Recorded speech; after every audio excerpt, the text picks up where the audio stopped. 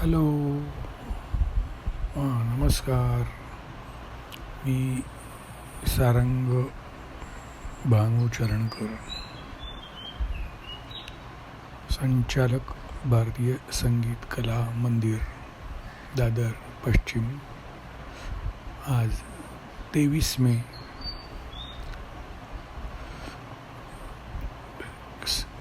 आपल्या क्लासचे संस्थापक कैलासवासी पंडित भानू आत्माराम चरणकर यांची आज 105वी जयंती. दरवर्षी आपण खूप मोठ्या उत्साहात जमून साजरी करतो, पण आजच्या परिस्थितीमुळे कोविड आणि त्याचा जो सध्या मुंबईत उच्छाद जो चालू आहे त्या पार्श्वभूमीवरती आपण काही एकत्र येऊ शकत नाही. म्हणून छोटासा हा प्रयोग, एक मनोगत व्यक्त करण्याचा. माझे वडील कैलासवासी पंडित भानू आत्माराम चरणकर 97 वर्ष जगले. मूळचे सातारचे. माझा जन्म कोल्हापूरचा आहे, 1953. पण ते साताऱ्याहून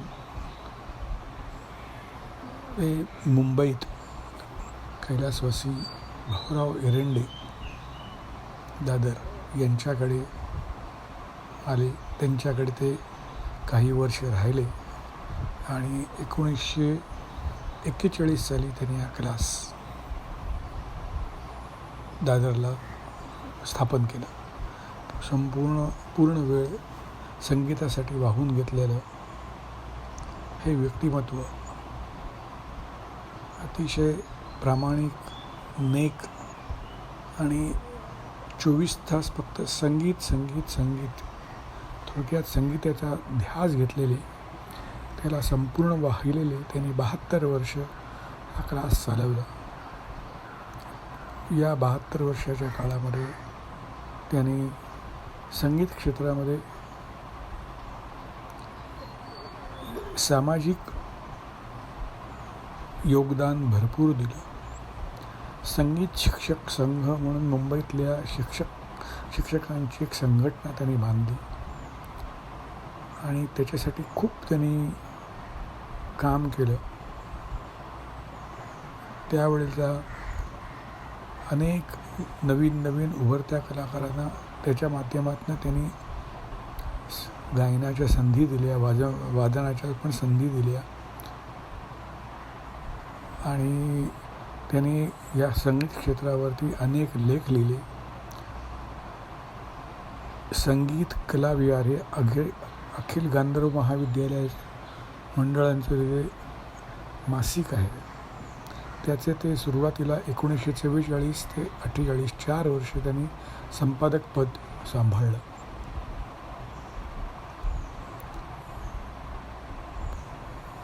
ऑल इंडिया रेडिओवरती सुद्धा ते 1975 पर्यंत जवळपास 35 वर्ष ते गात होते.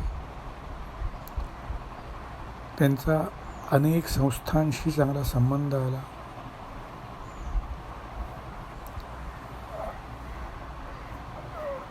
अनेकांबरोबर त्यांनी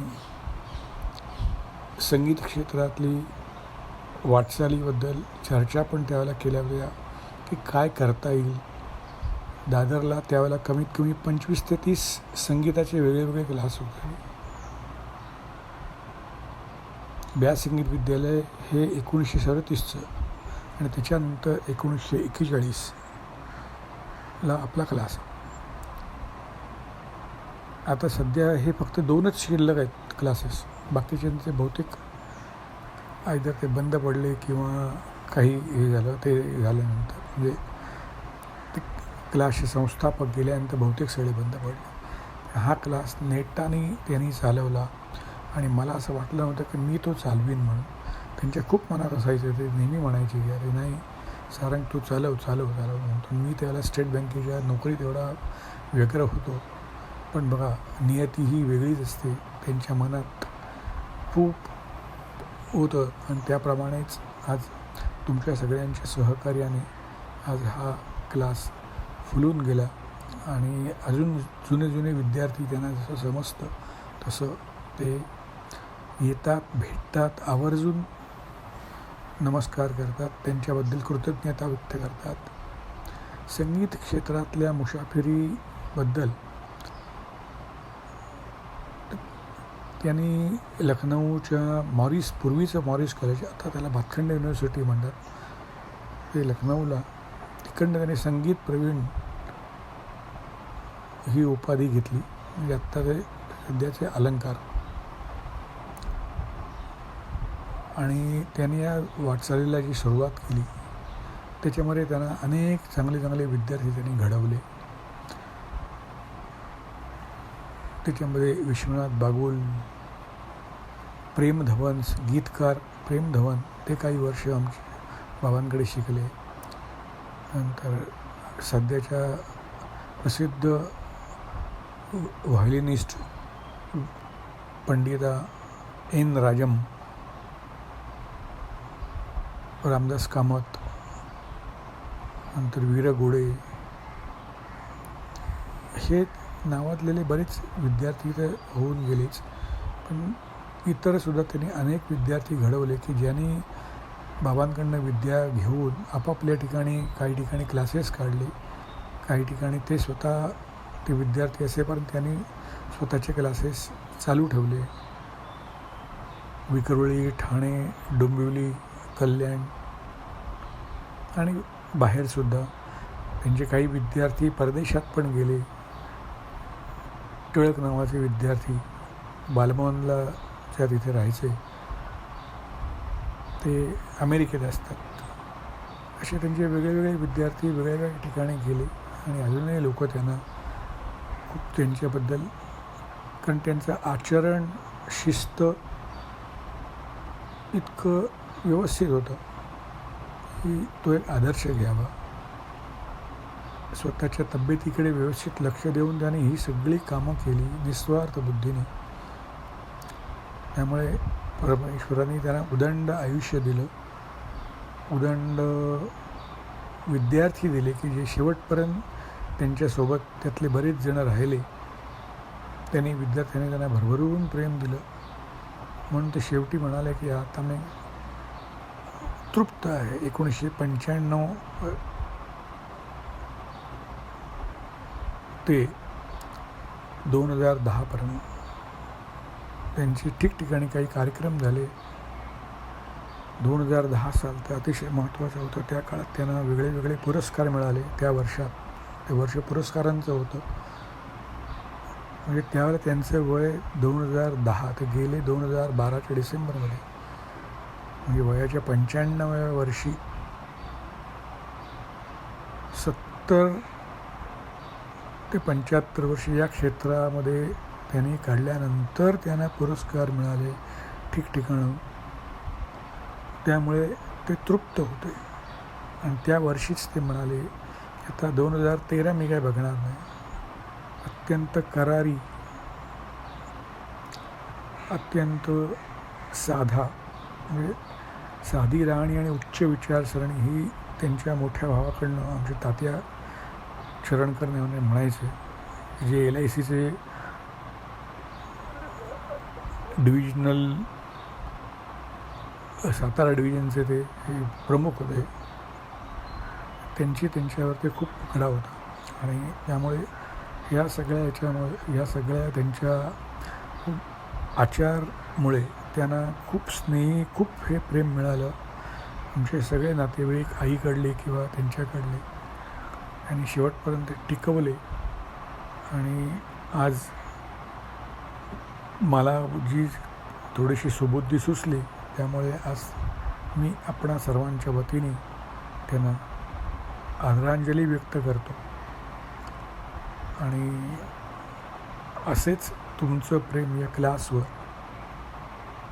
राहू देत आणि आपण त्यांची जी स्मृती आहे ही कायम जोपर्यंत शक्य असेल तोपर्यंत टिकवूया. त्यांच्या विचारांचे, त्यांच्या संगीताची, त्यांच्या गाण्यांची आपल्याला जशी शक्य असेल तशी आपण त्याची गाण्याची सेवा करूया. हेच मला आजच्या दिवसात सांगावं असं वाटतं. सांगण्यासारखं खूप आहे त्यांचं, पण आज मी इथेच थांबतो. सगळ्यांना धन्यवाद. पंडित सुधीर भातखंडे यांचे मनोगत. नमस्कार. श्री सारंगसरांचे वडील पंडित भावनाथ शरणकर यांना मी माझ्या लहानपणापासून ओळखतो आहे आणि त्यांचा मनमिळावू स्वभाव हा मी लहानपणापासून पाहिलेला आहे. समोर असलेल्याला काही ना काहीतरी मार्गदर्शन करण्याच्या दृष्टीने, त्याची उन्नती होण्याच्या दृष्टीने ते नेहमी 4 गोष्टी सांगत असत आणि ते अशा तऱ्हेने सांगायचे की मग आमचे महाराज एक होते, त्यांची एक उपमा द्यायचे की खिळा असा ठोकला गेला पाहिजे की जो वाकणार पण नाही आणि आत्मयेत पण जाईल. कसं चरणकर काका अशा तऱ्हेने कन्व्हिन्स करायचे की समोरच्याला पटेल पण त्याची प्रगतीच्या दृष्टीने आणि तो दुखावला पण जाणार नाही. मलाही त्यांनी काही वेळा मार्गदर्शन केलं. त्यांचा स्वभाव अतिशय मनमिळावा होता. आणखीन त्यांच्या जयंतीच्या निमित्ताने मी त्यांना नमस्कार करतो. धन्यवाद. श्रीयुत श्रीधर फडके यांचे मनोगत. 23 मे हा चरणकरांचा जन्मदिवस. माझ्या कल्पनेप्रमाणे चरणकरांचा हा 105वा जयंतीचा दिवस असावा. चरणकरांचा हा खूप जुना क्लास. मला वाटतं 1949-50च्या दरम्यान त्यांनी हा क्लास सुरू केला आणि अखिल भारतीय संगीत कला मंदिर या नावानं तो चालवला आणि अनेक वर्ष तो क्लास आजही चालत आहे. त्याचे सुपुत्र श्रीयुत सारंग चरणकर हे तो क्लास आज पुढे चालवित आहेत. ही ज्ञानगंगा आणि सुरांची गंगा ही अविरत ते चालवण्याचा प्रयत्न करत आहेत. माझी आणि पंडित भानू चरणकरांची ओळख ही 1971 साली झाली. ती कशी झाली तर दीपक फडके हे ते तबलजी आत्ताचे विद्यमान, त्यांच्यामुळेही माझी ओळख झाली. कारण मला पेटीला यायचं होतं, पेटी वाजवायला शिकायचं होतं मला. आणि सरांनी मला पहिला मांड राग शिकवला आहे. मी तुम्हाला आधीही सांगितलं होतं.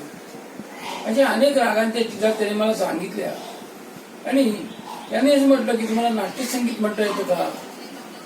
मी म्हटलं हो. मग मी त्यांना एक नाट्यसंगीत म्हणून दाखवलं. तेव्हा ते म्हणाले मग तू गाणं का शिकत नाहीस असं जेव्हा त्यांनी मला सल्ला दिला तेव्हा त्या सल्ल्याचा मी थोडा विचार केला आणि मग सरांकडे काही थोडं मी शिकलो. पण माझ्या नोकरीच्या निमित्तानं मला ते काही वेळ जमेल आणि त्याच्यामुळं मी मास्तरला म्हटलं, मास्तर की मला आता वेळ जमत नाहीये, पण मी गाणं सोडणार नाही एवढं तुम्हाला मी नक्की सांगतो. आणि तसं मी केलं. त्याच्यानंतर चरणकरांचे शिष्य पार्ल्याचे जयंत दाता यांच्याकडे मी गाणं शिकायला सुरुवात केली. त्यांच्याकडनं शिकल्यानंतर मी गाणं सोडलं नाही. नंतर मी गिरगावामध्ये पंडित राजाराम बुवा शुक्ल यांच्याकडे काही दिवस शिकलो आणि त्याच्यानंतर पुन्हा मी यशवंत बुवा जोशी, शिवाजी पार्क दादर यांच्याकडे गाणं शिकलो. तरी पण चरणकरांचा रविवारचा रियाज जो असायचा त्याला मी कधीही दांडी मारलेली नाही. कारण चरणकरांकडे गाण्यामध्ये अनेक चिजा होत्या, अनेक राग होते, अनेक लोकांच्या आणखीन गानशैलीचा प्रभाव चरणकरांवर झाला होता. विशेषतः बालगंधर्व, त्यानंतर मास्टर कृष्णराव यांचा विशेष प्रभाव त्यांच्या गाण्यात होता. की कुठच्याही नाट्यसंगीतामध्ये की असं करायचं की सुरांची जी काही लकेर असायची किंवा ज्या मुरक्या असायच्या, ताना असायच्या, त्या एक तर कृष्णराव किंवा बालगंधर्व या दोघांपैकी यायच्या आणि ते इतक्या सहज विधतेने आणखीन गायचे की आम्हाला सुद्धा कधी कधी अचंबा वाटायचा. त्याला कधी पेटीवाला कोण आहे, तबलेवाला कोण आहे याची कधी वानवा पडलीच नाही. कारण ते कोणी आला तरी ते पेटी तबल्याला बसा म्हणून सांगत असत. त्यांच्याकडे येणारे खूप पेटीवाले, मधुकर पेडणेकर, त्यानंतर मधुकर महाजन, त्यानंतर तबल्याला बाळ सुपटकर, त्याच्यानंतर पुढे पुढे माधव मोडक, आणि मग पुढे आपला हा दीपक फडके, असे बरेच तबलजी किंवा नामवंत जे होऊन गेले ते इथून चरणकरांकडनं पहिल्यांदा प्राथमिक धडे घेऊन पुढे गेले. मी सुद्धा त्यात एकलाच. पुढे पुढे असं झालं की माझी ओळख घट्ट व्हायला आणखीन एक कारण झालं. भाऊसाहेब एरंड्याचा मुलगा डॉक्टर रवींद्रनाथ एरंडे यांची कारला आमच्या शेजारीच आणि डिस्पेन्सरी होती. तर त्यांच्यामुळे मी चरणकरांकडे पुन्हा यायला लागलो आणि चरणकरांची एक सूर संपदा नावाची जी काही संस्था होती त्याच्यामध्ये आम्हाला त्यांनी गायला आणि सांगितलं. या सूरसंपदाचे कार्यक्रम चालू असताना मी काही त्यांच्याकडे गाणं शिकत नव्हतो. मी सरांना म्हणलो, सर की मी काही तुमच्याकडे प्रत्यक्ष विद्यार्थी नाही, आता मी ऐकायला आलोय. तरी पण ते सांगायचे, तू पहिला माझा विद्यार्थी आहेस ना, मग तू सुद्धा आता या संस्थेत भाग घे. आणि असं आम्ही त्यांच्याकडे माजी विद्यार्थी असूनही त्यांनी कधी आम्हाला दूर ढकललं नाही. ही चरणकरांची खूप खासियत. प्रत्येकाला ते प्रेमाने वागत असत. प्रत्येकाला गायला मिळालं पाहिजे हा त्यांचा आग्रह असेल. चरणकरांकडे मी एक बघितलं की त्यांच्याजवळ असलेला त्यांचा टॉलरन्स, की ते किती सहन करायचे. अख्खी रात्र जरी कार्यक्रम चालला तरी ते कधी कंटाळायचे नाही. ते सांगायचे, आता शेवटची 5 मिनिटं फक्त मी भैरवी म्हणतो आणि कार्यक्रम संपतो. असे इतके कार्यक्रम आम्ही खूप केलेले आहेत, खूप पाहिलेले आहेत. आणि एकदा तर असं झालं, वसईला कार्यक्रम होता आणि खूप माणसं आम्ही गेलो. पार्लेकर होते त्याच्यामध्ये. पार्लेकर म्हणजे कोण होतं? अभय दातारचे वडील प्रभाकर दातार, माधव मोडक, त्याच्यानंतर गोविंदराव मोडक, अशी बरीच कंपनी होती. आणि प्रोग्राम इतका रंगला, त्याचे यजमान होते भागवत. ती पहिल्या गाडीला जायचं म्हणून जे ठरलं, ती पहिली गाडी कुठे हो, 5:30 वाजले तरी आम्ही वसईतच होतो. इतका तो कार्यक्रम रंगला. आणि चरणकरांना म्हणाले, आता मी नाही का? मास्तर म्हणाले, अरे तुम्ही सगळे गालात ना, बस माझं पोट भरलं. पण त्या भागवतांचा आग्रह पडला. आणि मास्तरनी अशी काय कृष्णराव कुलंबीकरांची आणखी बालगंधर्वांच्या नकलेतली गाणी म्हटली की आमचे स्वतः तृप्त झाले. त्यांची रागदारी संगीत तर होतच, पण नाट्यसंगीत हे त्यांचं खास वैशिष्ट्य होतं. नाट्यसंगीतामध्ये अनेक लकीरी ते असे घेऊन जायचे की खरोखरीच गंधर्वांची आठवण येते. त्यांच्या उमेदीच्या काळात मी जेव्हा त्यांना बघितलं, म्हणजे 60च्या पूर्वी थोडंसं पाहिलं, 75च्या पूर्वी सुद्धा थोडंसं पाहिलं, 81च्या पूर्वी सुद्धा थोडंसं मी पाहिलं. आणि या सर्व कार्यक्रमांना मी हजर होतो. विद्याधर गोखले एकदा म्हणाले की चरण कर म्हणजे काय, की जे प्रत्येकाचे चरण करून दाखवतात की तुझे चरण कुठे आहेत ते बघ. तेव्हा प्रत्येकाचा पाया हा त्यांनी घालून दिलेला आहे पुष्कळशा लोकांचा. आणि तो पाया मजबूत असला म्हणजे पुढे इमारत चांगली होते. असं हे चरणकरांचं होतं. एक त्यांचा शांत स्वभाव. कधीही विद्यार्थ्याबरोबर त्यांनी हातचं राखून काही ठेवलं नाही. विद्यार्थ्यांना जे काही हवं ते त्यांनी दिलं. तसंच चरणकरांच्या मिसेस माईंच्या बद्दल मी काय बोलू. चरणची आई ती तर खरोखरीच माई होती. किती विद्यार्थी आले गेले, त्या आणि दादरच्या जागेमध्ये घरही होतं, क्लासही होता, पण त्यांच्या चेहऱ्यावरती मला कधीही असं कटकट झाली, काय झालं असे आविर्भाव कधीच दिसले नाही. त्या आल्या की प्रत्येकाचं स्वागत करायचं. तसंच मास्तरांकडे अशी एकदा गंमत झाली. मी एकदा गेलो होतो तेव्हा मास्तर हार ओवीत बसले होते. मी सरांना म्हटलं, सर तुम्ही म्हटल्या फोटोना हार म्हटलं स्वतः का घालता? फूल रेडीमेड आणून घाला की, मिळतात की म्हटलं बाजारात, तुम्ही एवढे कष्ट का घेता? ते म्हणाले, अरे हे रेडीमेड हार मला मिळतात, मी आणू शकतो, परंतु तुला आणून मी स्वतः केलेला हार आणि त्याच्यात असलेलं ते प्रेम ते जास्त व्यक्त होतं आणि त्याच्यामुळे देव मला जास्ती प्रसन्न होतो असा माझा विश्वास आहे. त्याच्यामुळं मास्तरांचे हे शब्द मला खूप कानी पडले आणि माझ्या हृदयापर्यंत पोचले की खरंच एखाद्या गोष्टीमध्ये स्वतःची इन्व्हॉल्वमेंट असणं, स्वतःच्या हृदयापर्यंत ती गोष्ट नेऊन आपलं हृदय त्यामध्ये होतं, हे जसं त्यांचं संगीतामध्ये होतं तसंच बाकीच्या कामामध्ये होतं. चरणकर हे शिक्षक संघाचे अध्यक्ष होते, चिटणीसही होते. ते चिटणीस असताना संघाचं कुठचंही काम असलं तरी त्यांनी नाहक कधी पैसे खर्च केले नाहीत. ते आमंत्रण पत्रिका असो, दुसरं काही असो, तर ते स्वतः चालत जायचे आणि चालत यायचे. त्यांनी कधीही टॅक्सी, रिक्षा, बस असा अवाजवी खर्च त्यांनी कधीही केला नाही. मास्तरांबद्दल आणखी एक गोष्ट सांगायची म्हणजे मास्तर निर्व्यसनीपणा. मास्तरांना कसलंही व्यसन नव्हतं. अत्यंत साधी राहणी म्हणजे किती साधी. त्यांना कधी असं ती स्त्री आहे का नाही, काय आहे काय नाही. विद्वान असला ना की त्याला बाकीच्या गोष्टींकडे काय आहे त्याचं लक्ष नसतं. तसंच मास्तरांचा एक दुसरा मोठा स्वभाव की त्यांनी कधीही लोकांच्या पुढं करून मला असं करा, मला तसं करा असं कधीही सांगितलं नाही. जो त्यांच्याकडे यायचा त्याला ते आपल्या जवळचं ज्ञान द्यायचे. पण त्यांनी असं कधी सांगितलं नाही आता तुझी तिकडे ओळख आहे ना, मग आता तुझा शब्द टाक आणि माझं ते काम कर, असं त्यांनी कधीही केलं नाही. स्वतःची कामं ते स्वतः करीत असत. आणि हा त्यांचा जो एक विचाराचा भाग होता, वागण्याची एक गोष्ट होती, ही मला भयंकर भावलेली आहे की मास्तरांनी आपल्या विद्यार्थ्यांचा गैरफायदा कधीच घेतला नाही, कुठच्याही बाबतीत घेतला नाही.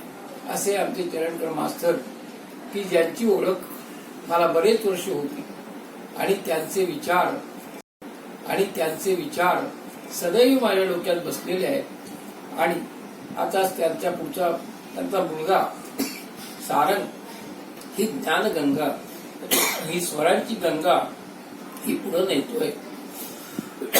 ती अशीच पुढे जावी आणि त्याला उत्तरोत्तम यश मिळावं हा, आणि मी ही ईश्वराबरोबर प्रार्थना करतो ईश्वराजवळ.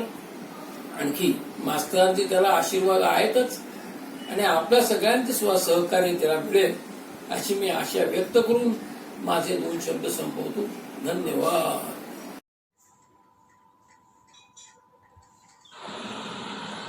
नमस्कार, माझं नाव राजन चितळे, मी बोरिवलीला राहतो. सारंगधरांच्या शेजारच्याच बिल्डिंगमध्ये राहतो. शरणकर बुवांना मी प्रथम बघितलं ते साधारण मी 8-9वीत असताना निमकर बुवांकडे मी तेव्हा शिकायला लागलो होतो. आणि निमकर बुवा त्यावेळेला संगीत शिक्षक संघाचे कोणीतरी पदाधिकारी होते, अध्यक्ष असतील, सेक्रेटरी असतील, त्यामुळे बरेचसे गाण्याचे कार्यक्रम व्हायचे. तेव्हा चरणकर बुवा, त्यानंतर इतर पंचीकर बुवा असे सगळे ते भेटायचे. मी लहानच होतो. आणि निमकर बुवांचं एक होतं की ते त्यांच्या शिष्यांकडे कार्यक्रम करत असत वर्षभर. म्हणजे माझा भाऊ होता खारला राहणारा प्रवीण राणे, तो त्यांचा शिष्य होता, संगीत विशारद झालेला. माझे मामा पेटी वाजवायचे, त्यामुळे घरात गाणं होतं. तर तिथे बरेच वेळा असे ओव्हरनाईट गाण्याचे कार्यक्रम होत. तेव्हा पंचीकर बुवा यायचे, चरणकर बुवा यायचे, अशी ती ओळख झाली. सारंगची पण त्यावेळेलाच ओळख झाली. नंतर मग निमकर बुवा त्यावेळेला बऱ्यापैकी वयोवृद्ध होते, 75-76, त्यामुळे त्यांनी गाणं शिकवण्याचं बंद केलं. नंतर मला पण थोडा 1-2 वर्षाचा ब्रेक आला. त्यानंतर मग मी अनंत दामले, मास्टर अनंत दामलेकडे गाणं शिकायला लागलो. त्यांचा पण आणि चरणकर बुवांचा खूप मोठा घरोबा होता. त्यामुळे चरणकर बुवांच्या बरोबर कनेक्टिव्हिटी जी होती ती राहिली माझी, सारंगच्या बरोबर पण राहिली. पुढे काय झालं, 94 सालीमध्ये वडील गेल्यानंतर माझं गाणं पूर्ण बंद झालं. 2000 साली मी बोरिवलीला आलो राहायला. आणि त्यावेळेला टेलिफोन वगैरे घरी आला नव्हता, ट्रान्सफर झाला नव्हता. त्यामुळे रात्री बाहेर जाऊन PCOवरून काही कामं असतील तर सांगायची, असं ते माझं चाललं होतं. मग रात्री 10:30 वाजता मी म्हटलं बघूया PCOवर जाऊन बोलूया. समोर बघतो तर सारंग सर, त्यांच्या मिसेस. जेवल्यानंतर ते फिरतात रात्री. खूप आनंद झाला आणि एक्साईट झालो मी कसा एक्साईट झालो ते सारंग सरांनाच माहिती आहे, त्याच्या मिसेसना माहिती. इतका एक्साईट झाला. कोणी फार असं जवळचं भेटल्यामुळे तितका आनंद होतो तसा आनंद झाला. पण नंतर मग सारंग सर गेले कुठे ह्याला पणजीला गेले, मध्येच ब्रेक आला. नंतर परत आलो मी. परत ते आल्यानंतर मग परत भेट झाली. मध्ये चरणकर बुवांचं ऑपरेशन झालं होतं, त्यानंतर रेस्टसाठी ते सारंग सरांच्या घरी आले होते, तेव्हा परत भेट झाली. त्यावेळेला त्यांनी एक सकाळची मैफिल ठेवली होती. तिथे भातखंडे बुवा पण आले होते, स्टेट बँकचे आणखीन काही गाणारे चांगले असे आले होते. मला पण म्हणाले सारंग तू पण अनिल नाईक सर पण होते. मी गेलो. मलाच काही कल्पना नव्हती. मला चरणकर बुवा बरं बस जायला, सुरुवात तुझ्याकडून. माझ्या पोटात गोळा आला. म्हटलं काही प्रॅक्टिस नाही, काही नाही, सगळी मोठी मोठी माणसं बसली, त्यांच्यासमोर उगाच चेष्टा करायची म्हणून गायचं असं नको व्हायला. म्हटलं ठीक आहे. मनामध्ये गुरूंचं स्मरण केलं, आईवडिलांचं स्मरण केलं, भैरव गायला, आलापी वगैरे करून चीज सुरू करणार होतो छोटा ख्याल जागो म्हणून प्यारे. तेव्हा चरणकर बुवा ते स्टूलावर बसले होते, मला आठवतं अजून. थांबा म्हणाले, आता सकाळ झाल्यासारखी वाटते. त्यांनी दिलेली पावती अजून मी विसरलेलो नाही. ते खूप प्रोत्साहन द्यायचे, हसतमुख. कोणी गाणारं असो, तबला वाजवणारं असो, वा छान वा, काही चूक झाली तर ते म्हणजे आपल्याला नकळत सांगायचे की असं गायला पाहिजे. कुठेही काहीही गर्व नाही. संगीतात पूर्णपणे बुडलेले, संगीतावरती प्रेम करणारे, सतत संगीताबद्दलच विचार करणारे असे चरणकर बुवा. मग नंतर मी रविवारी त्यांच्याकडे जायला लागलो अभंग. मला आठवते ते गेले त्याच्या अगोदरचं जी गुरुपौर्णिमा होती, 1.5 तास झाले होते ते. 98 वर्ष 1.5 तास ताकदीने गाणं, सगळी ख्याल गायले, नंतर मास्टर कृष्णांची गाणी गायले. खूप छान वाटलं नव्हतं असं एकदम असं काही होईल. असू दे, आता कोणी जन्माला येतो तो जाणारच आहे, पण स्मृती ठेवून जातो. त्या सगळ्या स्मृती अजूनही आहेत आणि त्या कायमच्या राहणार आहेत. नमस्कार. श्रीयुत अशोक धोंडिये यांचे मनोगत. गुरुजींबद्दल आम्ही काय बोलावं. सूर्यासमोर काजव्याने आपले अस्तित्व दाखवण्यासारखंच आहे. आज संगीत क्षेत्रात जे काही थोडंफार मला काही येतं ती गुरुजींची कृपा आहे. गुरुजी अत्यंत निगर्वी, प्रेमळ, व्रतस्थ व प्रसिद्धी परामुख होते. त्यांनी आपले तनमन धन संगीतालाच वाहिलेलं होतं. विद्यार्थ्यांनी गावे, गात राहावे, मेहनत करावी अशी त्यांची मनोमन इच्छा असे. नवोदित विद्यार्थ्याला सतत प्रोत्साहन देत गुरुजी.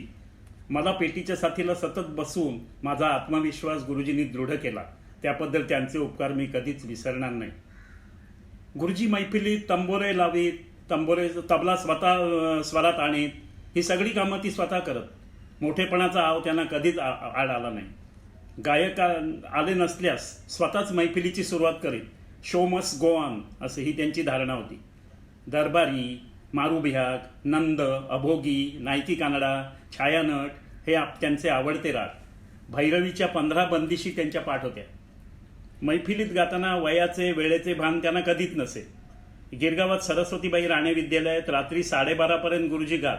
मी त्यांच्याबरोबर साथीला असे. आजी रागवत कारण तब्येत बिघडेल, पण गुरुजीने आपला नियम कधीही सोडला नाही. रविवारची मैफल कधी चुकली नाही.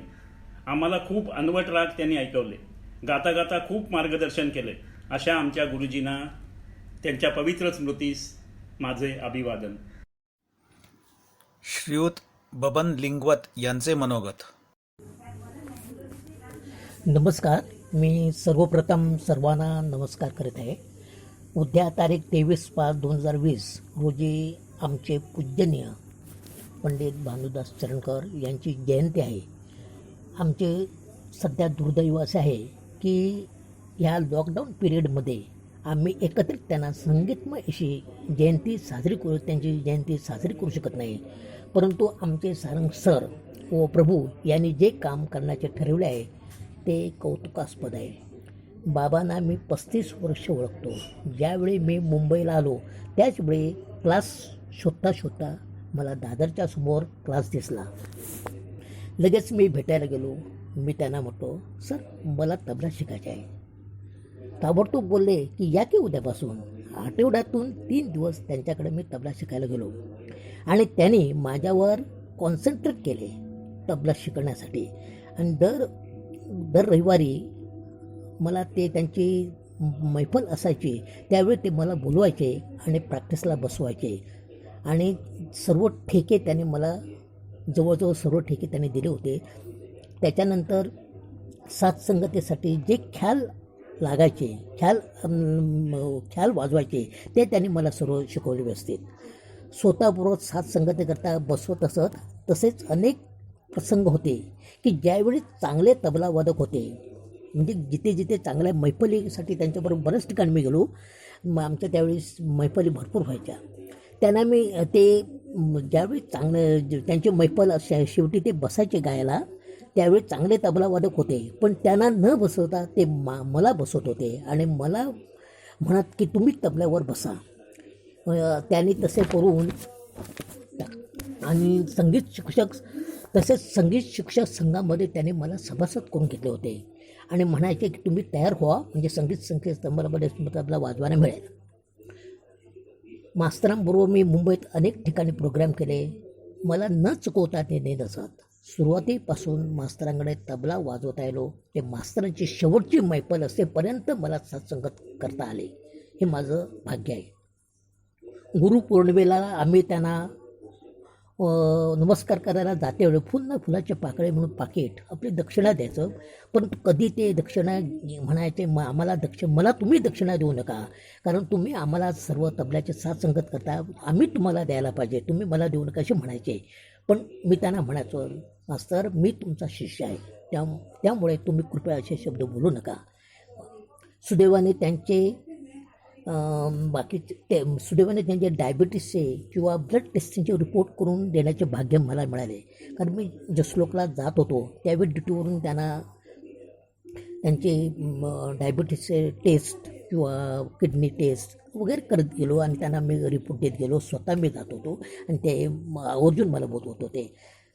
ज्यावेळी मी ड्युटीवरून जसलोकमधून कधी कधी संध्याकाळी जात होतो, सहज भेटायला मी जात होतो त्यांना, त्यावेळी स्वतःचा ते रियाज करायचे किंवा स्वतः तबला शिकवायचे, मुलांना पेटी शिकवायचे, सर्व शिकवायचे. कधीही त्यांनी पार्सॅलिटी केली नाही कोणाला. मी कधीतरी संध्याकाळच्या वेळी त्यांच्याकडे गेलो की ते मला स्वतः चहा बनवून द्यायचे. असे किती वेळा मला त्यांनी स्वतः चहा, आणि त्यांची चहा बनवण्याची एक टेक्निकच वेगळी होती. सुंदर चहा बनवून द्यायचे. आणि तसेच रविवारच्या मैफलीत ज्यावेळी धोंडेसर नसायचे तर ते धोंडेसरांची पेटीवर वाट बघत बसायचे आणि तबल्यावर दुसरे कोणते असले तर मी बसून असायचं. त्यावेळी मला म्हणायचे, नाही निवत तुम्ही तिथे का बसला, पेटीवर बसा. तर त्यांना मी म्हणत होतो की नाही मास्तर, मला पेटी येत नाही, मी क्लासिकल शिकलेलो नाही की तुम्ही वाजवता की तुम्हाला स्वरज्ञान चांगलं आहे, तुम्ही बसा तुम्ही आणि मी गातो तसं स्वरत प्रेस करीत जा असे मला म्हणायचे. आणि अशा प्रकारे 2 वेळा मला त्यांची साथसंगत त्यांच्याबरोबर करायला साथसंगत मिळाली. कशी म्हणजे त्यांच्याप्रमाणे मला जमली नाही, पण साधारणपणे जेवढे शक्य होते तेवढे मी त्यांची साथसंगत करत राहिलो. तसेच त्यांची मला जेवढे त्यातून मी थोडे प्रगतीत गेलो. त्यांच्या शिष्य म्हणून त्यांनी मला जेट दिला आहे, त्यातून मी थोडी प्रगती करत गेलो. त्यातून मी त्यांच्याच आशीर्वादाने मी आज जी काही थोडी माझी प्रगती आहे त्यांच्याच आशीर्वादाने. त्यामुळे त्यांच्या जयंतीच्या त्यांना हार्दिक शुभेच्छा. नमस्कार, मी गंगाधर प्रभुदेसाई बोरिवली. भारतीय संगीत कला मंदिरचे संस्थापक पंडित भानुदास चरणकर यांची आज 105वी जयंती आहे. त्यामुळं त्यांच्या संबंधी 2 शब्द. संगीत ही एक कला तर आहेच, पण ती एक उत्तम विद्या आहे. अर्थात ही मेहनती कला आहे. ती भांड्यांच्या प्रमाणे घासून पुसून नेहमी स्वच्छ ठेवावी लागते हे पंडित भानुदास चरणकर यांना चांगलं माहीत होतं. त्यामुळं दर रविवारी सातत्यानं आपल्या विद्यालयात आपले विद्यार्थी आणि संगीतप्रेमी लोक यांच्यासमोर ते संगीताचा रियाज करत असत. संगीत शिक्षक संघाचं काम त्यांनी केलं. संगीत शिक्षक संघाच्या कार्यकारी मंडळावरती त्यांनी काम केलं. कार्यवाह अध्यक्ष अशी पदं त्यांनी भूषविली आणि संगीत शिक्षक संघाचा प्रचार करण्यासाठी प्रयत्न केले. पण हे शिक्षण देत असताना किंवा घेत असताना आपल्या विद्यालयातील विद्यार्थ्यांना कुठेतरी प्लॅटफॉर्म मिळावा, त्यांना गाण्याची, पेटी तबला वाजवण्याची संधी मिळावी, साथ करण्याची संधी मिळावी, या उद्देशानं त्यांनी आपल्या विद्यार्थ्यांसाठी, केवळ विद्यार्थ्यांसाठी सूरसंपदा नावाची संस्था निर्माण केली आणि सातत्यानं 20 वर्ष ती चालवली. त्यांचा अनेक विद्यार्थ्यांनी फायदा घेतला. या विद्यालयामध्ये त्यांचे अनेक शिष्य झाले, जवळजवळ 500च्या वर शिष्य त्यांनी तयार केले आणि त्यांनी चांगलं शिक्षणही घेतलं आणि पुढं ते संगीतप्रेमी झाले. अनेक दिग्गज कलाकारांचा, म्हणजे संगीत कलाकारांचा आपल्या विद्यालयामध्ये त्यांनी सत्कार केला. लोकांशी परिचय करून देणं घेणं, एकमेकांचा परिचय वाढवणं, संगीताबद्दल प्रेम निर्माण करणं, ही सगळी कला त्यांच्याकडे चांगल्या प्रकारे होती.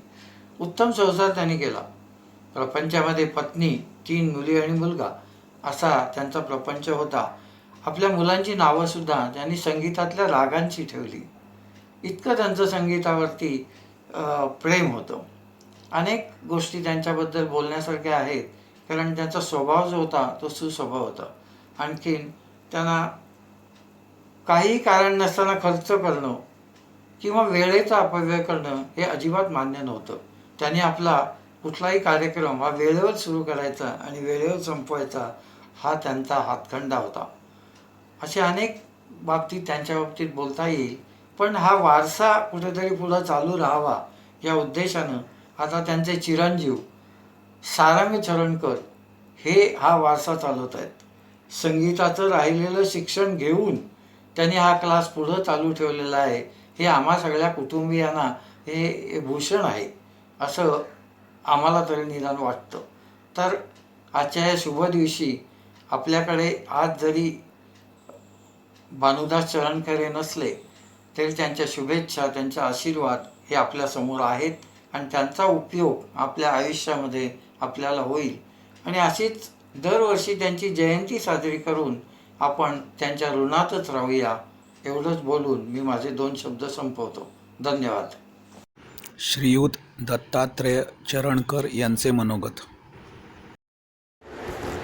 पंडित भानू चरणकर यांच्या 105व्या जयंतीनिमित्त त्यांच्या अनेक प्रतिमांपैकी नेमक्या एका विशिष्ट प्रतिमेचे आज मला प्रकर्षाने स्मरण होते आहे. चारित्र्यसंपन्नता, प्रामाणिकपणा, कष्टाळूपणा, सततउद्योगीपणा, आरोग्य संपन्नता, संगीत पांडित्य वगैरे वगैरे वगैरे हे सर्व त्यांच्याकडून खरोखर घेण्यासारखे होते, यात वादच नाही. पण त्यांचे नेमके वर्णन त्यातून पूर्ण झाल्यासारखे निदान मला तरी वाटत नाही. भगवान श्रीकृष्णानं भगवद्गीतेत जी योग पुरुषाची प्रतिमा उभारली आहे त्याच्या बरेचसे जवळ जाणारे हे व्यक्तिमत्व होते. म्हणून त्यांचे अगदी अचूक एका शब्दात जर वर्णन करायचे तर मी म्हणेन ते गान योगी असेच होऊ शकते. सामान्य लोकांप्रमाणे संसार करूनही पैसा, प्रसिद्धी, मानमरातब अशा या सर्व आसक्तींपासून सदैव दूर राहून अलिप्तपणे, शांतपणे, संयमित राहून अगदी स्थितप्रज्ञपणे गायनकलेशी अखंड अव्याहतपणे योग साधणारा, एकात्म होणारा म्हणून हा गानयोगी. इतर अनेक सद्गुण असूनही परत जगा वेगळाच. अशा या वैशिष्ट्यपूर्ण तपस्व्याला माझी ही मनःपूर्वक आदरांजली. सुश्री संगीता चरणकर यांचे मनोगत. जो करी वडिलांची स्तुती तो एक मूर्ख, असे रामदास स्वामींनी दासबोधात सांगितले आहे. म्हणून मी आमच्या बाबांची स्तुती नव्हे पण त्यांच्यापाशी माझी शिकायत मात्र जरूर व्यक्त करते. बाबा, त्या काळात तुम्हाला आलेल्या कटू अनुभवांमुळे तुम्ही आम्हाला संगीत शिकवण्यापासून जाणीवपूर्वक दूर ठेवलेत. पण आज जसजसे मी व्हायोलिनचे धडे गिरवते तसतशी ही खंत मनाला बोचते आहे की एवढे संगीताचे सुवर्ण भांडार घरात भरलेले असतानाही आम्ही मात्र कंटेच राहिलो. याची भरपाई म्हणून यापुढे यथाशक्ती संगीत साधना निष्ठेने चालू ठेवणे हीच तुम्हाला आजच्या जयंती निमित्ताने माझ्यातर्फे भावांजली. नमस्कार, मी प्रसाद लळित. सकाळी व्हॉट्सअप सरांचं आलं आणि त्यांनी एक असं लिहिलं आहे की मोठ्या सरांचं म्हणजे पंडित भानू चरणकर किंवा पंडित रा चरणकर यांचा स्मृतिदिन आहे, तर त्याविषयी काही आपण बोलावं.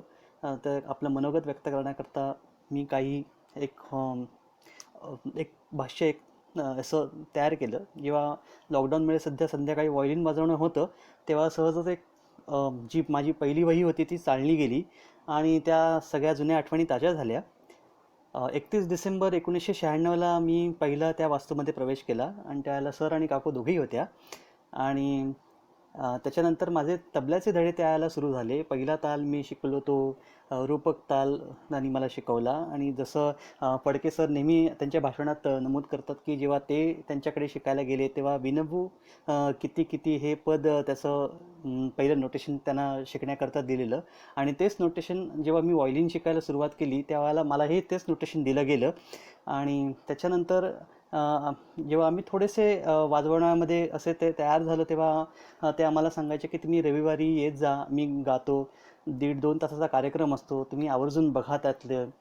तर ती रविवारची बैठक माझ्यासमोर आली. असे जवळजवळ बऱ्याच वर्ष म्हणजे जवळजवळ 10 ते 15 वर्षे मी त्या बैठकी अटेंड केल्या दर रविवारच्या.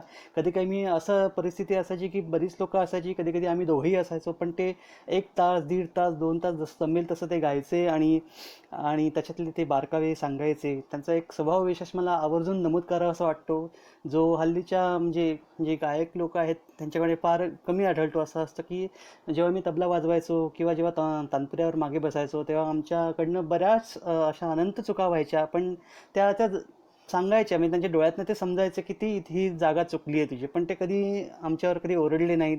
त्यामुळे बसताना त्यांच्यावर किंवा साथ करताना असं दडपण कधीच आलं नाही. हे त्यांचं एक फार मोठं हे एक होतं, म्हणजे एक स्वभाव वैशिष्ट्य होतं.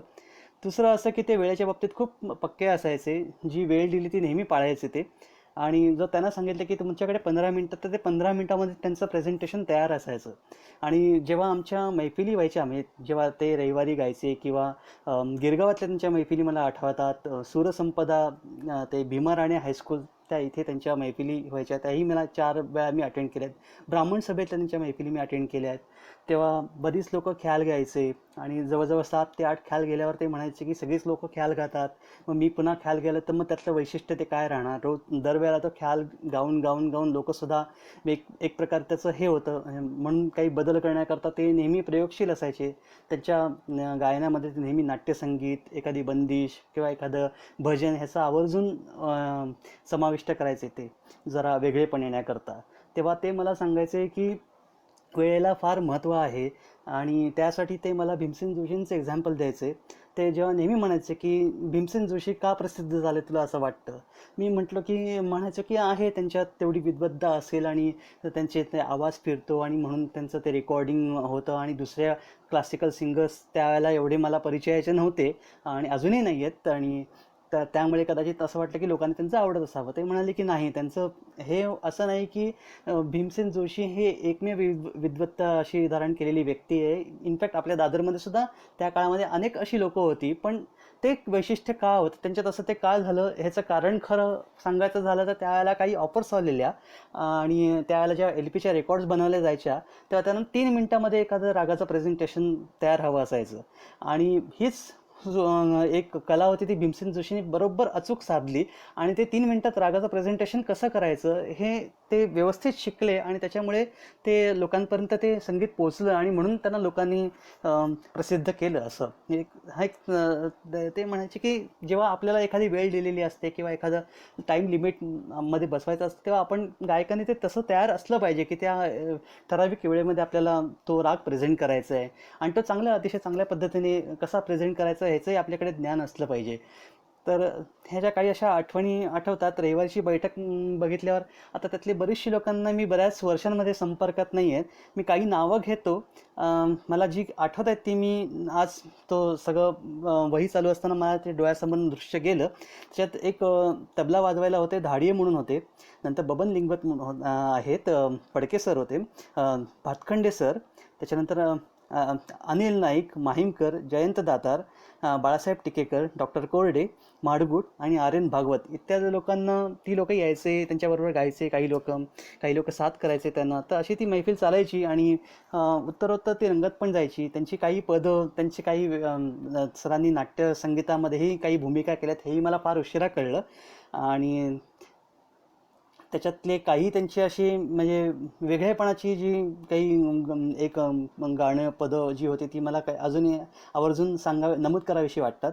त्याच्यात एक हे होतं त्यांचं, एक ध्यास हा जीवाला पंढरीसी जाऊ, किंवा चरण धरी आयो, किंवा जो पिया जोडू पिया मैं नाही तोडू जोगियामधलं, किंवा अगं वैकुंठीचा राया, परब्रह्म निष्काम तो हा, राजा विराट ज्ञानी, हरनाम सुमर सुखधाम, कौन बतावे बाट गुरुबिन, दिन गेले भजनाविन सारे, प्रेमसेवा शरण तर त्यांचं म्हणजे ओरिजिनल रेकॉर्डिंग जेव्हा आपण ऐकतो आणि सरांकडनं जेव्हा मी ऐकलं तेव्हा त्यांच्यात वेगळ्याच प्रकारचे एक वैशिष्ट्य असायचं. ते फार अतिशय मला भावायचं ते जेव्हा ते प्रेमसेवा शरण म्हणायचे. नंतर ते कधी कधी म्हणायचे मन पापी भुला, तू हे मोहम्मद शाह दरबारी कानाड्यातलं. आणि त्यांचं अतिशय मला गाणं आवडायचं किंवा एखादं ख्याल आवडायचं तो नायकी कानाड्याचा जो राग होता, मेरो पिया रसिया रसिया रसिया, हे अनेक वेळा ते त्यांच्या रविवारच्या मैफिलीत घ्यायचे आणि ते मला खूप ऐकायचं. इनफॅक्ट मला किती वेळा मी त्यांच्याकडे हट्ट धरला की मला तुम्ही नायकी कानाड्याचं काही स्वरालंकार किंवा काही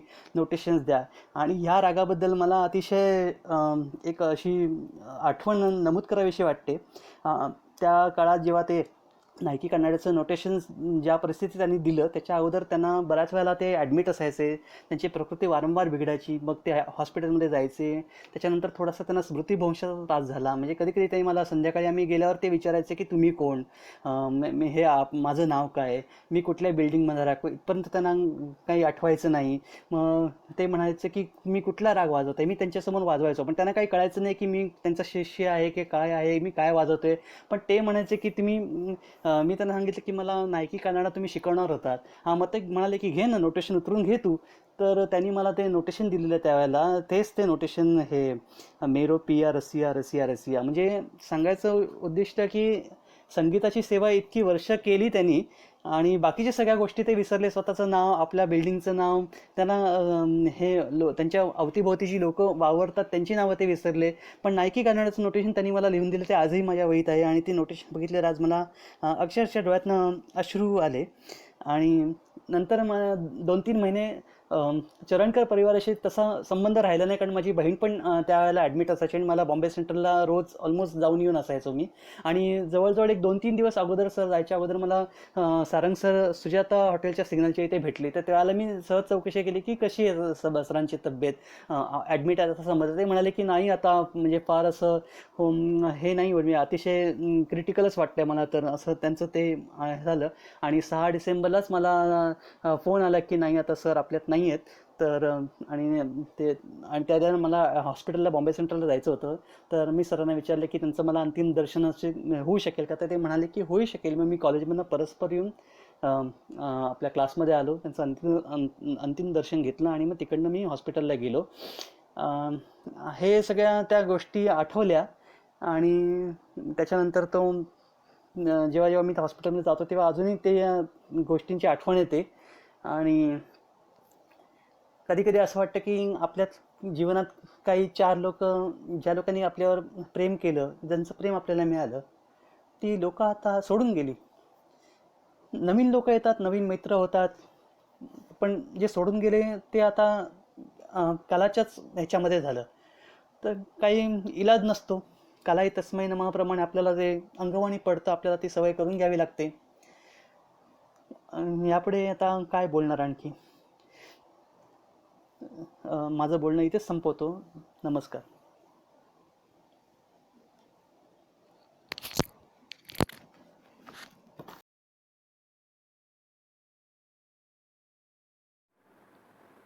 नमस्कार, मी प्रसाद हिचकड. पंडित भानू चरणकर यांच्या 105व्या जयंतीनिमित्त जी उद्या 23 मे रोजी आहे, त्यांच्या काही आठवणी मी इथे नमूद करतो आहे. मला आठवतं आहे 1984 साली मी केमिस्ट्रीत PhD करत होतो. पूर्वीपासूनच मला शास्त्रीय संगीताची आवड होती आणि काहीतरी शिकायचे होते. जानेवारी 1984 साली मी सरांच्या भारतीय संगीत कला मंदिर या क्लासमध्ये गेलो.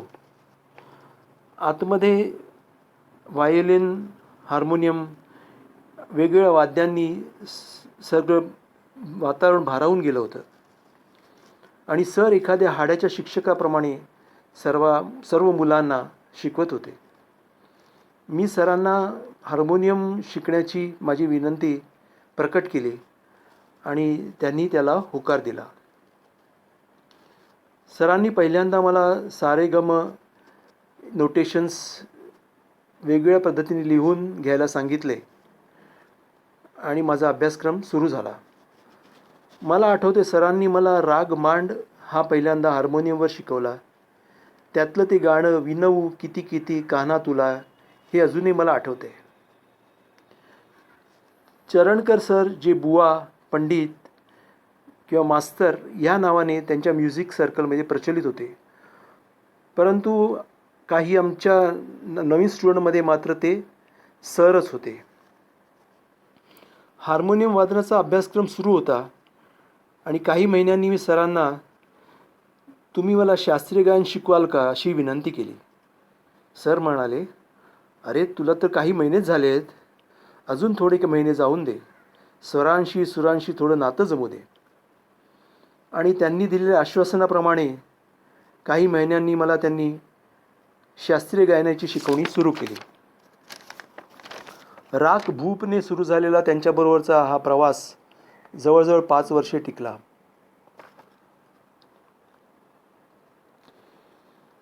मी स्वतःला खरंच भाग्यवान समजतो की मला त्यांच्यासारखे गुरु प्राप्त झाले आणि शास्त्रीय संगीतातला मी त्यांचा शेवटचा स्टुडंट होतो. संगीतास तन मन धन वाहून घेतलेला मनुष्य मी तरी माझ्या आयुष्यात अजूनपर्यंत असा बघितला नाही. सर्व काळ फक्त शास्त्रीय संगीताचाच विचार. सुरुवातीचं शिक्षण त्यांनी ग्वाल्हेर घराण्याचे पंडित गोखले बुवांकडे घेतले आणि मास्टर कृष्णरावांचेही त्यांनी काही वर्षे शिष्यत्व पत्करले.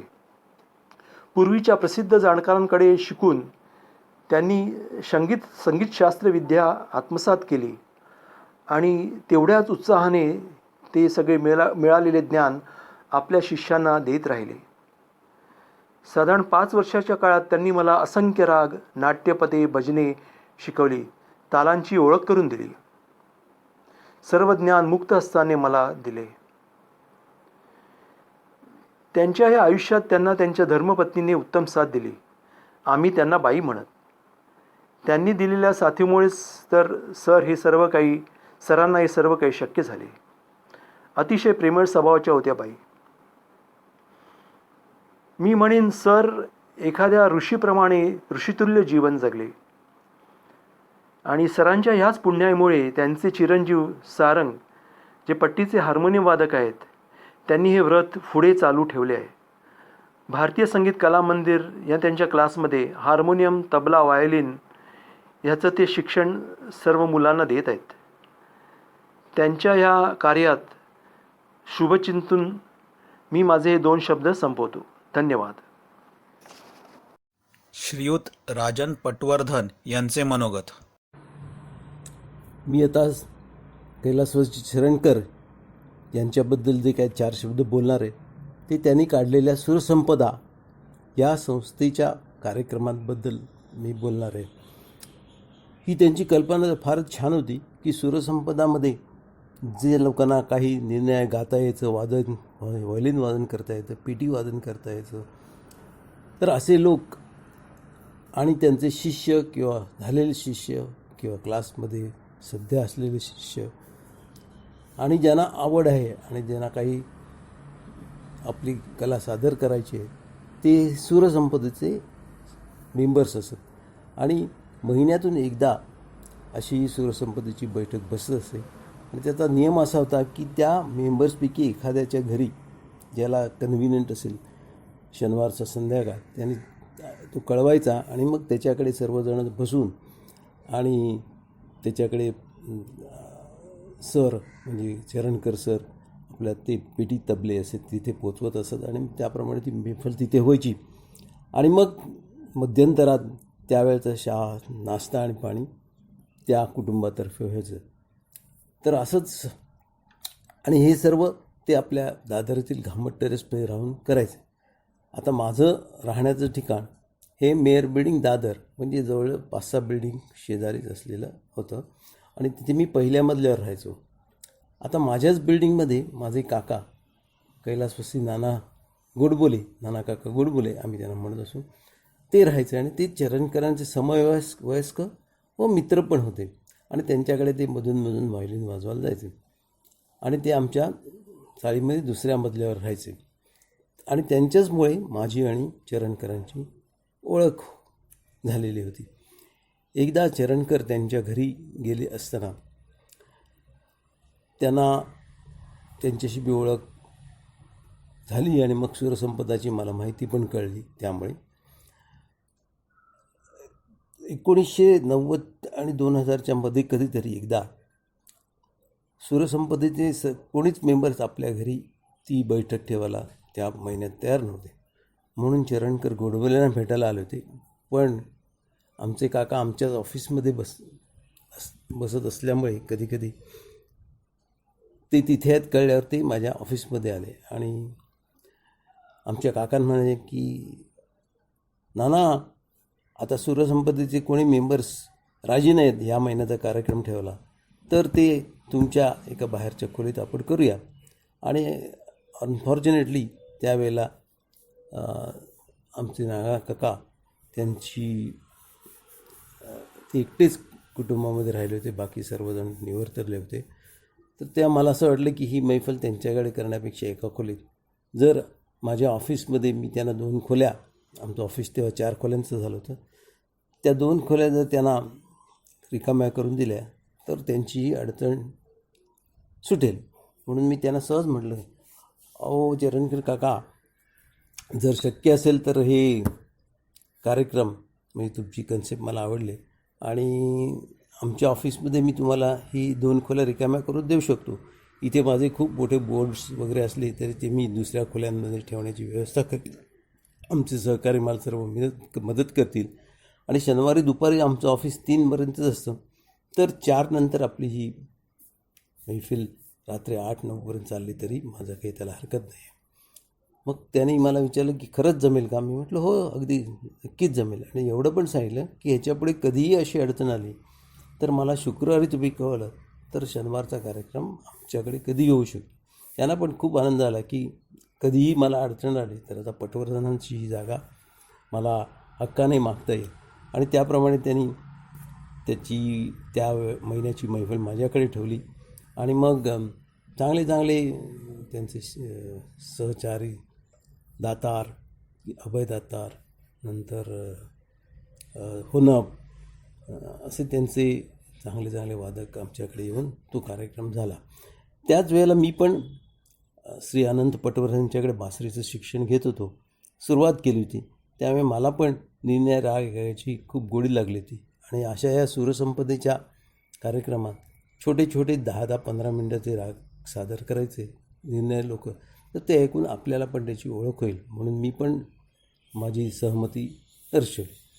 तर अशा रीतीने ह्या मेयर बिल्डिंगमधल्या माझ्या म्हणजे मी 81 साली कांदिवलीत राहायला गेलो तरी नंतर माझ्या या 2 खोल्यांच्या ऑफिसनंतर 4 खोल्यांचं झालं तर तिथे मी इंजिनिअरिंगचा व्यवसाय करायचो आणि त्या अनुषंगाने माझी आणि त्यांची ही अशी ओळख वाढली. आणि मी जरी त्यांच्या क्लासमध्ये म्हणजे मला नेहमी कामाच्या निमित्तानं खूप साईट्सवर फिरायला लागायचं त्यामुळे क्लासला जाणं मला शक्य होत नव्हतं तरी पण या सूरसंपदेचं त्याने मला मेंबर करून घेतलं. त्यामध्ये मला बासरी जरी अगदी अल्प प्रमाणात वाजवता येत होती तरी तिथे वाजवण्याची मला सवय झाली. त्याचमुळे थोडीशी भीड पण चिपली, थोडेसे तयारी पण व्हायला लागली. तर अशा रीतीने मी जरी त्यांच्या क्लासमध्ये नसलो तरीही ते मला एक त्यांचा शिष्य समजत आणि त्याप्रमाणे त्यांची वागणूक अशी छान माझ्याशी असायची. आणि हे असं आमचं सलोख्याचं नातं अगदी शेवटपर्यंत जायचं राहिलं. आणि मी पण त्यांना कधीही अडचणीच्या वेळेला ही जागा देव केली. आता हे 4 नंतर जेव्हा ऑफिस कार्यक्रम सुरू व्हायचा तो एक गंमत असायची की आमच्या मेयर बिल्डिंगच्या मागच्याच बाजूला दादरचा प्रसिद्ध मंजू वड्यावाल्याचा कारखाना होता, म्हणजे बटारखाना. तर आम्ही आमच्या या कार्यक्रमाच्या मध्यंतरात हे साधारण 6-6:30 आमचे पिऊन्स चहा करायचे आणि त्याच्यावर कधी वडापाव, कधी समोसा पाव, कधी वडा समोसा असं छान छान पदार्थ त्याच्याकडे ठेवायचो. आणि ते पण लोकांना त्याची खूप आवडायचं.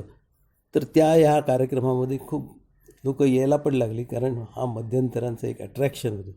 तर अशा रीतीने त्यांचं पण काम झालं, मला पण त्या ठिकाणी थोडंसं गाण्याची सवय व्हायला लागली. आणि अशा या म्हणजे अशा हा सूरसंपदाचा कार्यक्रम पण व्यवस्थितपणे साधारण 2000पर्यंत चालला. त्याच्यानंतर मला वाटतं की ते कार्यक्रम बंद झाले. आणि तरीसुद्धा मी त्यांच्या क्लासमध्ये जायचो, कधी त्यांना भेटायचो. नंतर मग आमची ओळख पण वाढली. मग त्यांच्या रविवारच्या कार्यक्रमाला पण मी कधी जायला लागलो. तर असं चरणकर आणि मग त्यांच्या मुलाबरोबरचं माझं नातं वाढत गेलं. आणि अजूनसुद्धा मी त्यांच्या क्लासमध्ये कधी जातो.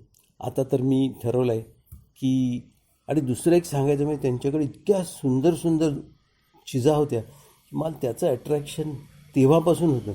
पण मला ते कधी त्यांच्याकडनं उतरवत घ्यायचं, त्यांच्या ऑफिसमध्ये जाऊन, त्यांच्या क्लासमध्ये जाऊन घ्यायचं जमलं नाही. म्हणून मी आता असं ठरवलं आहे की आता मी माझं वय 72 आहे, तर आता मी आमच्या ऑफिसमधनं अर्धा वेळ रजा घेतलेली आहे. तर गुरुवारचा संपूर्ण दिवस रजा घेऊन त्या ऑफिसमध्ये जाऊन त्यांच्याकडच्या थोड्या चिजा आत्मसात करून सारंगबरोबर बसून त्या आत्मसात करायचा प्रयत्न करेन. तिथे त्या कोणतरी गातात त्या पण मला कळतील. तर अशा रीतीने आमचा हा सारंगबरोबरचा सहवास पण असाच वाढत चालला आहे. तर तेव्हाही अशी माझी आठवण ही सूरसंपदेच्या कार्यक्रमांबद्दलची आहे. आणि हे त्यांचं जे देणं आहे समाजाला की अशा तऱ्हेने तुम्ही एखादा ग्रुप चालवू शकता, ते पण लोकांनी लक्षात ठेवून आता ह्याच्यापुढे अशी व्यवस्था करावी. तर अशा रीतीने त्यांच्या 105व्या जयंतीनिमित्त माझी छोटीशी आठवण मी त्यांच्या चरणी नमूद करतो.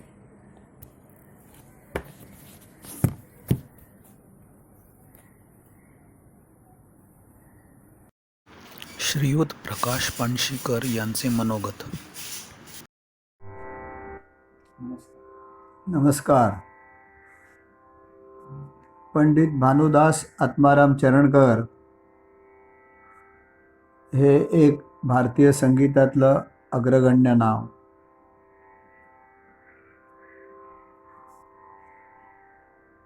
पंडित भानुदास चरणकर हे मूळचे साताऱ्याचे.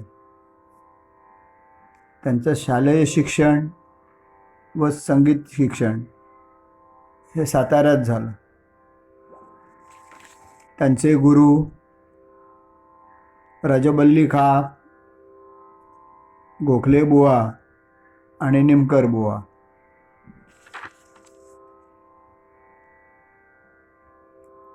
त्यांच्याकडे त्यांच्या गायकीमध्ये ह्या 2-3 घराण्याचा संगम झाल्याचं दिसतं. आणि ह्या प्रत्येक गुरुकडनं त्यांनी ज्या विद्या घेतल्या त्यामुळे त्यांचे संगीतातले ज्ञान अद्वितीय होतं. शास्त्रीय संगीतातल्या रागाची मांडणी, राग खुलवत नेणं हा त्यांचा एक खास वैशिष्ट्य स्वभाव होता. तसेच ते नाट्यसंगीत अप्रतिम म्हणत असत. ठुमरीसुद्धा अप्रतिम गात असत. अशा या सांगीतिक भीष्माचार्यांकडे माझा जाण्याचा योग वयाच्या 10व्या वर्षी आला. तेव्हापासून मी त्यांच्याकडे व्हायोलिन शिकण्यास जाऊ लागलो.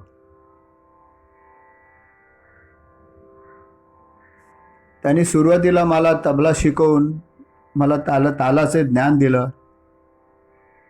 तालामध्ये मला पक्कं केलं आणि मग म्हणाले आता व्हायोलिन शिकण्यात हरकत नाही.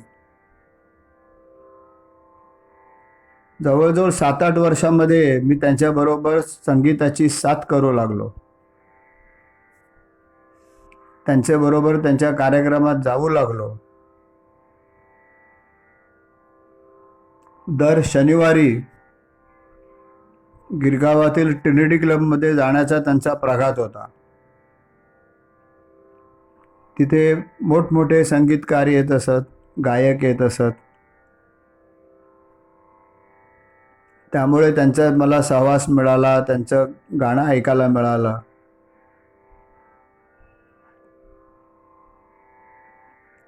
अशीच एक आठवण सांगतो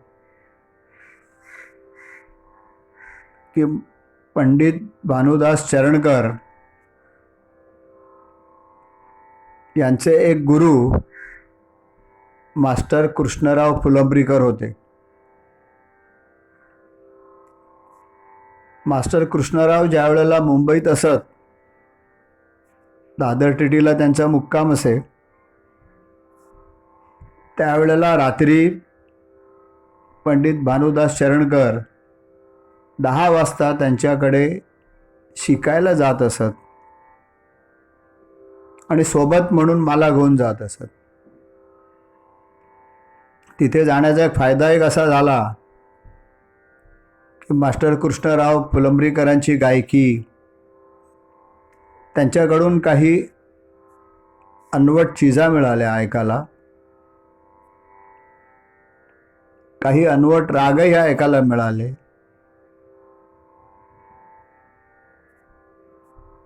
अशी ती त्यांची शिकवणी मला बघण्याचं भाग्य लाभलं.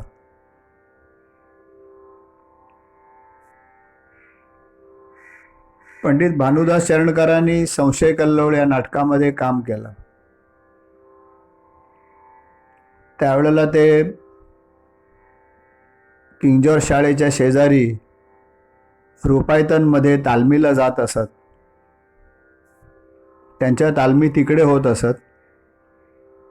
मी त्यांच्याबरोबर जात असे. मला त्यांचा सहवास खूप मिळाला. त्यांचं नाट्यसंगीताची गायकी पण अप्रतिम होती. नाट्यसंगीत खुलवत नेणं हे त्यांचं वैशिष्ट्य होतं. तसंच ठुमरी गातात गायकीमध्ये ते असे काही बुडून जात आणि ते रंगवत असत की अक्षरशः देहभान विसरायला व्हायचं.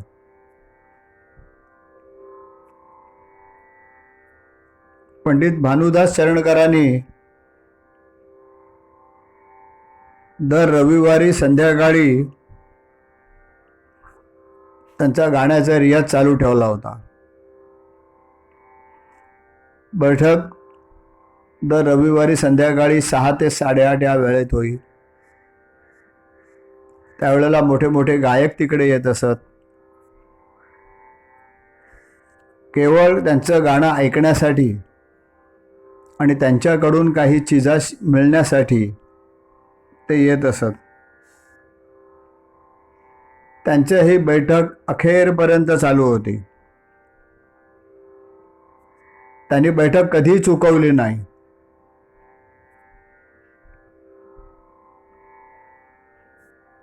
त्यांचे नामांकित विद्यार्थी म्हणजे सुरुवातीच्या काळातले रामदास कामत, विश्वनाथ बागुल हे होत.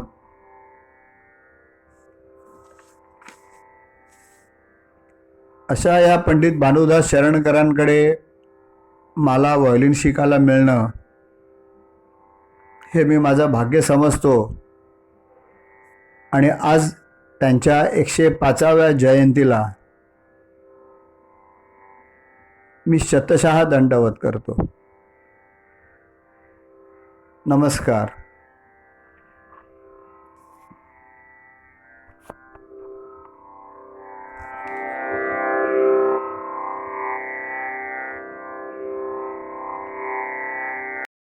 श्रीयुत प्रसाद बर्जे यांचे मनोगत. चरणकर आणि आमच्या परिवाराचं खूप निकटचं नातं. ज्या काही मोजक्या कलावंतांनी व व्यक्तींनी माझ्या मनाचा कब्जा घेतला त्यातील एक व्यक्तिमत्व म्हणजे पंडित भानू चरणकरजी. अशा या अलौकिक व्यक्तिमत्वाला जवळून पाहण्याचं सद्भाग्य मला लाभलं हे मी माझं भाग्य समजतो. सुरांवर असलेलं प्रचंड प्रेम म्हणजे काय याचं मूर्तिमंत उदाहरण म्हणजे पंडित भानू चरणकर. आणि काही व्यक्तिमत्व किंवा गुरु हे असे मला लाभले की जरी मी त्यांचा विद्यार्थी नव्हतो तरी त्यांचं वेगळेपण मला अतिशय मोहात टाकतं आणि वाटायला लागतं की हे आपल्याला गुरु म्हणून का लाभले नाहीत. कारण माझी आणि त्यांची भेट जी झाली ती माझ्या वयाच्या 44 वर्ष सरल्यानंतर झाली. त्यावेळेला मी गोव्याला होतो आणि सारंग चरणकर हे देखील गोव्याला होते. आणि सहज बोलता बोलता ते म्हणले की माझे वडील आलेले आहेत तेव्हा आपण भेटूया. फोंड्याला ज्यावेळेला आम्ही त्यांना भेटायला गेलो त्यावेळेला मी त्यांना विचारलं की काका कसे आहात. कारण त्यावेळेला त्यांचं वय माझ्या अंदाजाने 91 किंवा 92 वर्षाचं होतं. तर म्हणे नाही मी व्यवस्थित आहे. कारण त्यांना त्यावेळेला पाठीच्या मणक्याचा त्रास होत होता, बसता येत नव्हतं, चालायला थोडासा त्रास होत होता. पण तरीही ते मला म्हणले की मला एक मैफिल करायची आहे. इथं गोव्यात आलेलो आहे तर मला एक मैफिल करायची आणि ती पणजीत करायची आहे. म्हटलं ठीक आहे. मी त्यांना म्हटलं की कुठे हॉल वगैरे घेऊन करूयात का. नाही नाही मला मैफिल वेगळीच ठेवायची आणि घरगुतीच मैफिल करायची आहे. पण माझे 1-2 लोकांना मला तिथं बोलवायचं आहे आणि तुझ्याकडे त्यांना तू बोलव. म्हटलं ठीक आहे मला नावं सांगा मी बोलवतो. आणि त्यांनी नाव सांगितलं प्रभुदेव सरदार आणि प्रसाद सावकार. हे दोघंही गोव्यामध्ये अतिशय ख्यातनाम आणि नुकतीच प्रसाद सावकार यांना पद्मश्री मिळालेली. मी गोव्यात नवीन म्हणून मी त्यांना चाचरतच म्हटलं की मी त्यांना बोलवण्याचा प्रयत्न करतो पण ते येतील का. ते म्हणे तू फक्त त्यांना निरोप दे आणि मग बघूया. आणि काय आश्चर्य मी जेव्हा दोघांकडेही गेलो त्यांच्या घरी गेलो त्यांना निमंत्रण द्यायला गेलो आणि त्यांना सांगितलं की हे असं असं पंडित भानू चरणकर येणार आहेत आणि त्यांनी माझ्या घरी मैफिल ठेवली तर आपण यावं. क्षणाचाही विलंब न लावता दोघांनीही तात्काळ होकार दिला आणि त्यानुसार ते आले. ठरल्याप्रमाणे सारंग चरणकर काकांना घेऊन आमच्याकडे आले. पण जसं मी सांगितलं आधीच की पाठीच्या मणक्याच्या व्याधीमुळे त्यांना चालायला आणि माझं घर त्यावेळेला 2ऱ्या मजल्यावर होतं ते जिना चढत आले आणि त्यांची ती अवस्था पाहून माझे मित्र जे जवळचे होते ते मला म्हणले की अरे तू एवढं यांना कशाला त्रासात टाकलं आणि त्यातही तू आता आणखीन उद्योग केला आहेस म्हणजे पंडित प्रभुदेव सरदार आणि पद्मश्री प्रसाद सावकार या दोघांना बोलवलं आहेस. गाण्याच्या मैफिलीचं काय होणार? कारण गोव्यामध्ये गाण्याची मैफिल ही फार वेगळ्या दर्जाची होत असते. मी त्यांना म्हणलं की आता मैफिल आलेली आहेत तर मैफिल पाहूयात, होईल मैफिल. आणि ते बसले आणि त्यानंतर 2 तास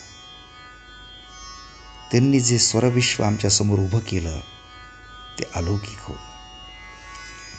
आणि त्या वेळेला मला एक गोष्ट जाणवली की हे काहीतरी वेगळं आहे. आणि मग संगीताच्या दृष्टीने मी विचार करायला लागलो.